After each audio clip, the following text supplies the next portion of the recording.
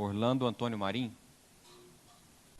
Obrigado, presidente, pelos 10 minutos, porque aqui represento o Sindicato das Indústrias de Materiais Plásticos, da região Nordeste, a qual presido, e por um pedido pessoal do presidente da SIC, eu estou também representando a Câmara de Indústria e Comércio, a maior entidade empresarial do interior do Estado. Obrigado. Inicialmente, gostaria de dizer que a classe empresarial não está aqui porque ela é contra a RGE ou contra os seus serviços. Somos bem atendidos. O cunho que estamos aqui é porque há uma defasagem muito grande nos pagamentos que fizemos em relação às outras companhias. E isso precisa ser equacionado, precisa ser resolvido, porque eu vou tentar mostrar aos senhores, às senhoras, o quanto isso pesa no bolso. Vou gastar os primeiros 5 minutos nas anotações que fiz, nas apresentações que foram colocadas aqui. Apresentações de cunho sentimental, às vezes, que nós também podemos fazê-la no momento oportuno que precisar. A energia elétrica é essencial para o desenvolvimento do país. Sim, é essencial, como é essencial também a logística, a comunicação, as fontes de matéria-prima, os impostos, que, por sinal, já deram sinais bastante grandes de redução. E nós só seremos competitivos, a indústria, e um país que quer ser forte, se não tiver a indústria forte, ele não será um país forte. O país que não produz tecnologia e não produz bem de consumo de forma competitiva, e para ser competitivo precisa ter custos, tá? Ele não transforma isso em riqueza para o Brasil, para o país aonde vive.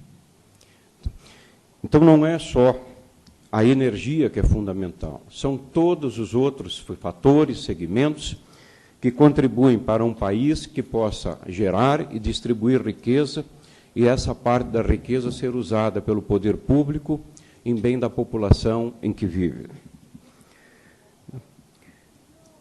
As empresas, gente, só pode ser competitiva, como eu falei, se houver competitividade dentro dela e naquilo que ela adquire. A RGE está localizada na melhor região do estado do Rio Grande do Sul. Não tem nenhum motivo para cobrar 30% a mais. Pelo contrário, ela deveria de trilhar a produtividade das outras companhias. Ela deveria ser o exemplo, o espelho, ela deveria de ser a condição para as outras se espelharem. E não ela ter um conforto de 30% em relação às companhias dentro do próprio Estado. Então, não há convencimento que possa ter dentro do setor industrial que isto seja necessário. Até porque, vamos tomar exemplo, uma Marco Polo, uma Randão, ela não tem e nem pode cobrar 30% a mais um ônibus e uma carreta por elas serem a vanguarda disto no Brasil. E elas também contribuem com os parceiros voluntários e elas não cobram no preço de venda este fator. E elas também não vêm aqui fazer um apelo sentimental, usar legítimo espaço para dizer que isto justifica um aumento. Não, os 30%, prezadas senhoras e senhores, tem que ser revisto. Há algo errado nesse custo interno que nos penaliza e nos penaliza demais. Nós também contribuímos, talvez não com televisores, com brindes, mas nós contribuímos muito à classe empresarial para tanta gente beneficente que precisa, e nós não estamos colocando isso no nosso custo. Nós fizemos isso do bolso, nós fizemos isso da melhor boa vontade possível. E isto faz com o quê? Com que a gente divida um pouco esse problema social no Brasil. Mas não justifica ter um aumento de preço por fazer determinadas coisas. Se eu comprar uma matéria-prima mal comprada, porque aqui foi colocado que houve compra de energia elétrica com um preço maior. Se nós comprarmos matéria-prima nossa, nós não podemos chegar ao nosso cliente e dizer, olha, eu vou te aplicar 30% de aumento porque eu comprei errado. O nosso cliente maior vai dizer, te vira, meu querido. O problema foi teu. E não justificar isso como um aumento de preço. Então, essas são as considerações em cima daquilo que eu já ouvi. Eu vou tentar traçar alguma coisa que possa mexer um pouquinho no bolso de cada um, que é como a nossa linguagem é feita. Nós não temos aquelas fórmulas muito miraculantes que a gente não entende, nós vamos para a parte prática. Uma empresa do setor plástico com média de 80 funcionários tem um faturamento médio de R$750 mil por mês. O custo da energia elétrica, já tirando os impostos, ele é médio em torno de R$41 mil. Se nós fôssemos poder comprar essa energia de outra concessionária, nós teríamos 29,48% a menos, que isto daria, senhoras e senhores, em torno de R$12.086 por mês. Que isto daria R$145 mil por ano. Isto é o equivalente a, no mínimo, um 13º inteiro para esta empresa. Essa diferença, nos últimos 10 anos, onde a disparidade começou a ser grande, ela chega a 1.305.000 por empresa. Com este dinheiro, senhoras e senhores, nós teríamos a condição de financiar um investimento de R$1.200.000 para a nossa empresa para pagar em 10 anos. Nós poderíamos aportar recursos, gerar muito mais emprego, gerar muito mais renda, gerar muito mais impostos ao nosso governo, e nós temos que pagar isto de uma diferença de energia que nós consideramos injusta. Por esses motivos aqui já colocados, e por tantos outros que a gente pode discutir durante uma oportunidade muito maior, mas o espaço não nos permite, presidente.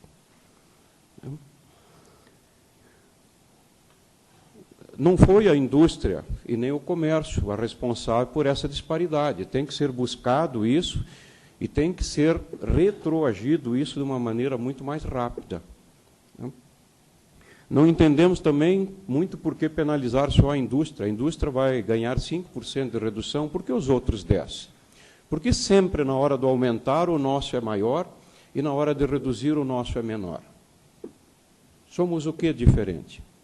Geramos emprego, damos condição, somos diferenciados, temos que trabalhar com competitividade, temos que dar o melhor preço, no melhor atendimento, e somos penalizados também com o custo da energia.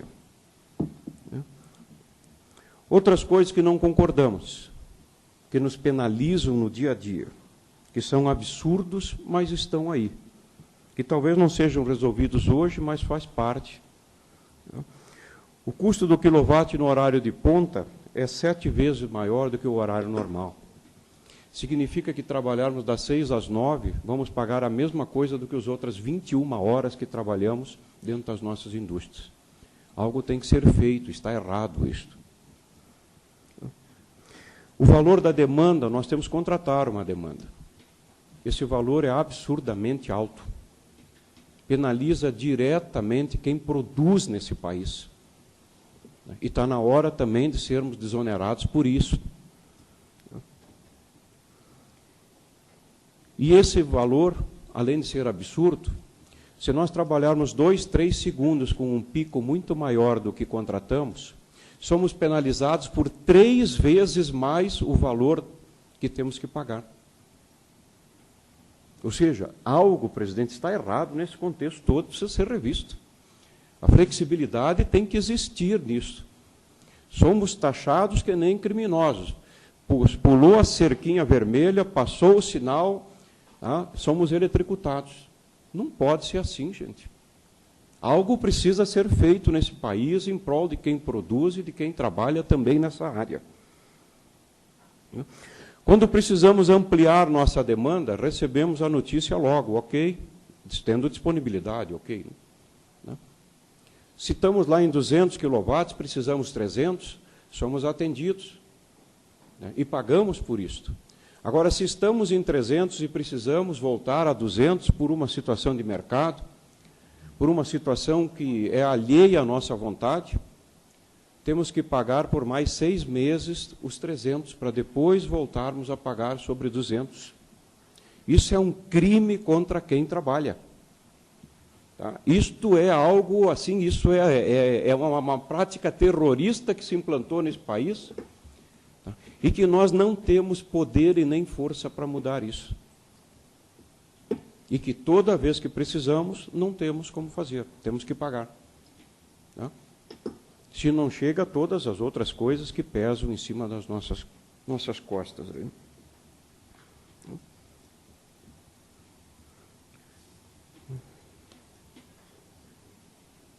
Já passou.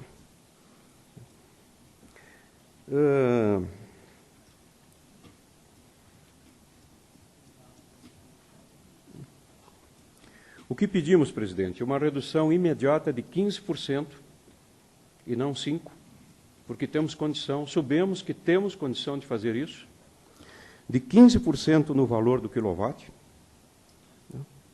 uma redução de 50% no custo da demanda, que é absurdamente injusta, uma redução de 50% na ultrapassagem da demanda e uma flexibilização nesse sentido. E não sermos penalizados por 2 segundos a mais numa medição o resto do mês. Pena que o tempo não nos ajuda, mas assim mesmo, muito obrigado pela oportunidade.